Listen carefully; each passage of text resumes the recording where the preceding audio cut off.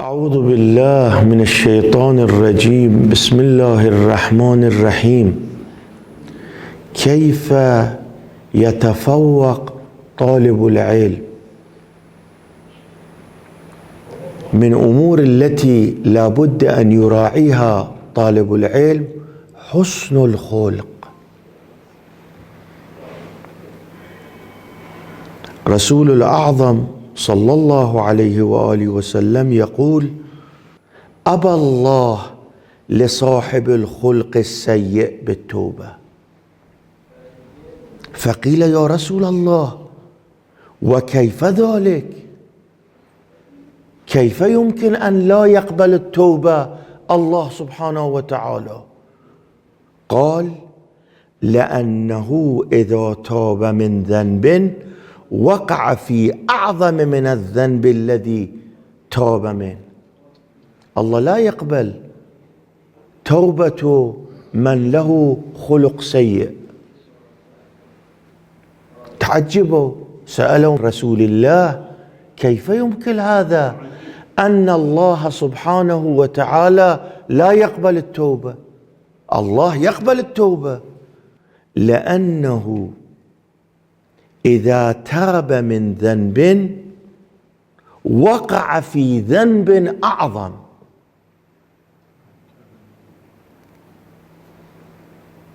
حسن الخلق مدار الخدمة، مدار طالب العلم. حسن الخلق صفة مهمة لطالب العلم، لا بد أن يكسب هذه الصفة بأي طريق ممكن. بالنهاية خلق بعض الأشخاص سيء، هذا شيء لا ينكر. لا بد أن يتعلم حسن الخلق. نعم، ربما الإنسان لا يمكن أن يكسب هذه الصفة بسرعة، لا بد أن يتعود، لا بد أن ينتبه عندما يتعامل مع الناس بسوء الخلق.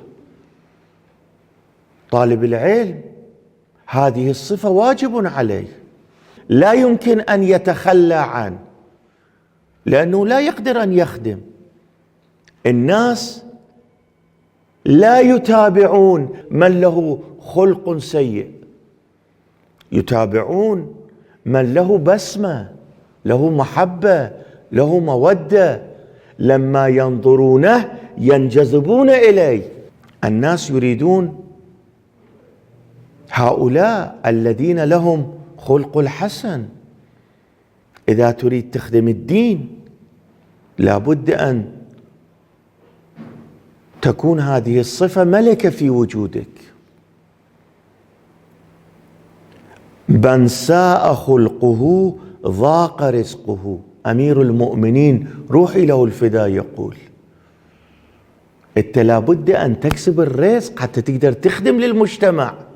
الفقراء يراجعونك، حسن خلقك حتى الناس ينجذبون إليك ويجعلونك واسطة لخدمة الدين، لخدمة المجتمع، لخدمة الفقراء، لخدمة المحتاجين. يرونك إنسان أهل ومحل في الخدمة، ولذا يعطوك ما به خير، ولذا يوصلون لك بعض الأمور لخدمة المجتمع. هؤلاء المراجع شوفوهم، هؤلاء الذين قدوة لنا، هم أمل الفقراء، أمل المحتاجين. ليش؟ لأنه كونوا أنفسهم بصفات حميدة، بصفات الأنبياء والأولياء والأئمة، ولذا المجتمع انجذب إليهم. إذا تريد تخدم الدين لا بد أن تصلح خلقك، تكون لك صفات حميدة. الإمام أمير المؤمنين روحي له الفداء يقول: السيء الخلق كثير الطيش منغص العيش. الشخص الذي خلقه سيء كثير يخطأ وحياته مرة.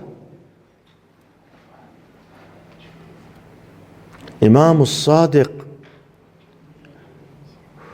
روحي له الفداء يقول: إن الله تعالى خص رسول الله صلى الله عليه وآله وسلم بمكارم الأخلاق، فامتحنوا أنفسكم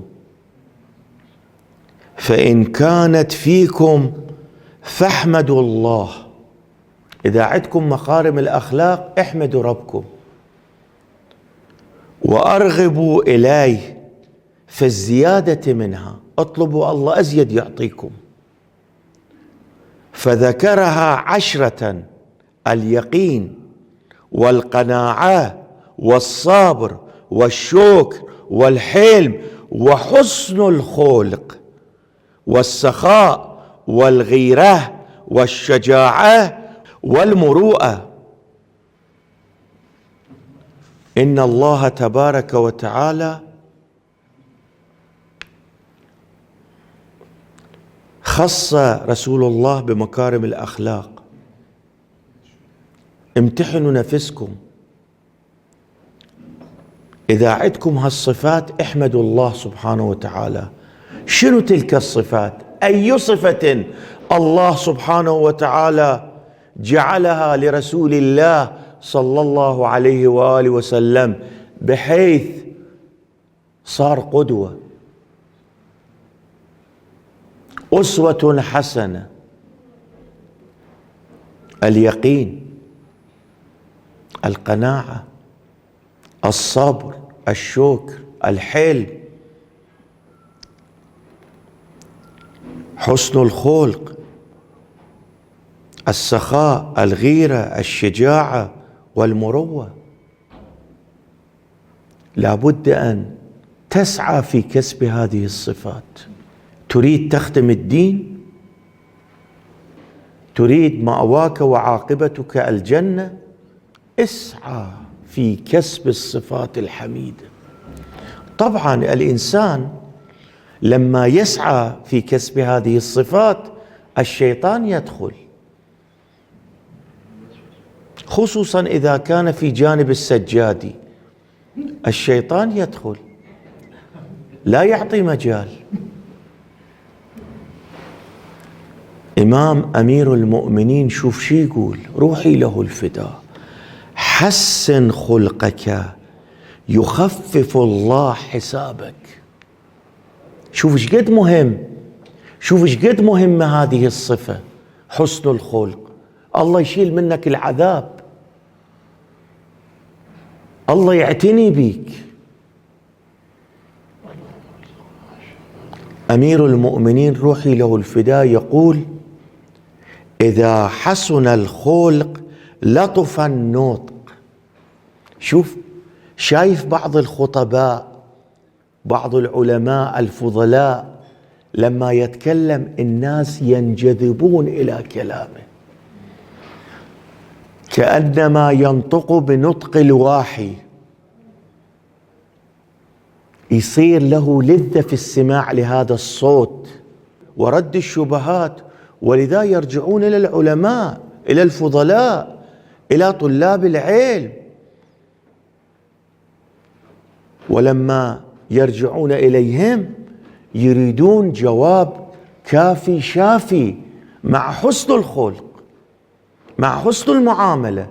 هذا شيء معلوم في المجتمع لا يحتاج إلى البحث، لأن لهذه الصفة دور قوي في تكميل الإنسان، في ارتقاء الإنسان، في قبول الإنسان في المجتمع. حسن الخلق في 3: اجتناب المحارم وطلب الحلال والتوسع على العيال. يا طلاب العلم إذا تريدون تخدمون الدين حسنوا أخلاقكم، صيروا، خلوا هذه البسمة تكون دائما على وجهكم. الناس لما رآكم يحسون الارتياحية، يحسون المحبة، يحسون المودة. وإن شاء الله نستمر بالنصائح بعون الله، والحمد لله رب العالمين. اللهم صل على